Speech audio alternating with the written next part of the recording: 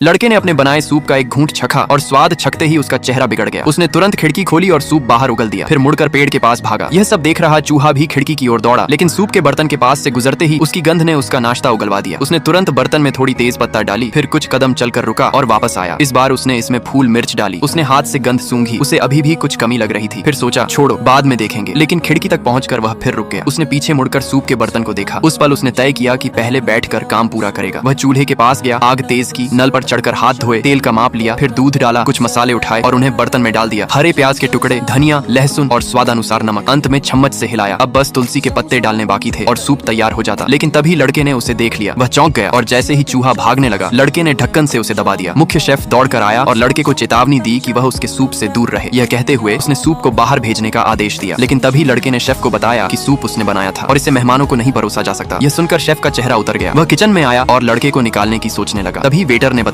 ग्राहक को यह सूप बहुत पसंद आया। शेफ खुद चखने आया। स्वाद वाकई लाजवाब था, पर फिर भी उसे विश्वास नहीं हुआ कि लड़के ने बनाया है। अच्छी बात यह रही कि एक महिला शेफ ने लड़के के पक्ष में बात की। तब जाकर शेफ ने उसे माफ किया और उसे महिला शेफ का शागिर्द बना दिया। तभी ढक्कन के नीचे से चूहा बाहर निकला और खिड़की से भागने ही वाला था कि शेफ ने देख लिया। उसने झाड़ू से उसे मार भगाया। बाकी रसोइये भी चूहे को मारने लगे। लड़के ने जल्दी से बोतल से उसे पकड़ लिया। शेफ ने कहा इसे नदी में फेंक दो, लेकिन नदी के किनारे पहुंचकर लड़का हिचकिचाया। चूहे की मासूम आंखें देखकर लड़के ने उसे छोड़ने का फैसला किया। लेकिन कल का सूप क्या होगा? लड़के को अपनी औकात पता थी, लेकिन उसे यकीन नहीं था कि यह सूप चूहे ने बनाया। तभी चूहे ने सिर हिलाकर हामी भरी। लड़के को लगा कि वह पागल हो गया है। चूहा इंसान की बात कैसे समझ सकता है? उसने बोतल खोलकर चूहे को आजाद कर दिया। चूहे को जाते देख लड़का थोड़ा उदास हुआ, लेकिन जैसे ही साइकिल से घर जाने लगा, चूहा वापस आ गया। लड़का खुश हो गया और उसे घर ले आया। उसने चूहे को अपना छोटा सा घर दिखाया। रात को लड़का सोफे पर सोया, चूहा खिड़की पर, और दोनों जल्द ही सो गए। अगली सुबह लड़के ने देखा चूहा उसके लिए नाश्ता बना रहा है। उसने एक निवाला लिया जो कि बहुत स्वादिष्ट था, लेकिन रेस्तरां पहुंचते ही शेफ ने उसे कल वाला सूप फिर बनाने को कहा। असल में कल का ग्राहक एक मशहूर फूड क्रिटिक था। अब लड़का घबरा गया। उसे तो खाना बनाना आता ही नहीं था। वह अपने अंदाज का खराब खाना बनाने ही वाला था कि चूहा कपड़ों के अंदर घुसकर उसे काटने लगा। लड़का सह न सका और स्टोर रूम में भागा। कपड़े हटाए तो सीने पर चूहे के दांतों के निशान थे। वह गुस्सा हो गया और बोला याद दिलाने के लिए इतना काटने की क्या जरूरत थी? लेकिन अचानक उसे पता चला उसके सिर के 2 बालों को पकड़कर चूहा उसके शरीर को नियंत्रित कर सकता है। अब तो समस्या हल हो गई, लेकिन जल्द ही नई मुसीबत आ गई। कुछ ग्राहक रेस्तरां में झगड़ा करने आए। उन्होंने कहा नई डिश बनाओ वरना खराब रिव्यू देंगे। शेफ ने सोचा कोई पुरानी रेसिपी बनाकर टाल देंगे, लेकिन ग्राहकों ने नाम लेकर कहा वह लड़का बनाएगा। शेफ को तो यह मौका चाहिए था लड़के को निकालने का, इसलिए उसने काम उसी को दे दिया। फेल हुआ तो बाहर। महिला शेफ ने आसान डिश चुनने की कोशिश की, लेकिन चूहा मानने को तैयार नहीं था। उसने लड़के को किचन में अलग अलग सामग्री खोजने पर मजबूर किया। किसी तरह डिश तैयार हुई और वेटर ने सर्व कर दी। ग्राहकों ने छकते ही तारीफों के पुल बांध दिए। डिश मशहूर हो गई और लड़के को सबकी स्वीकृति मिल गई। शेफ को लड़के की प्रतिभा खटकने लगी और उसने उसकी जांच शुरू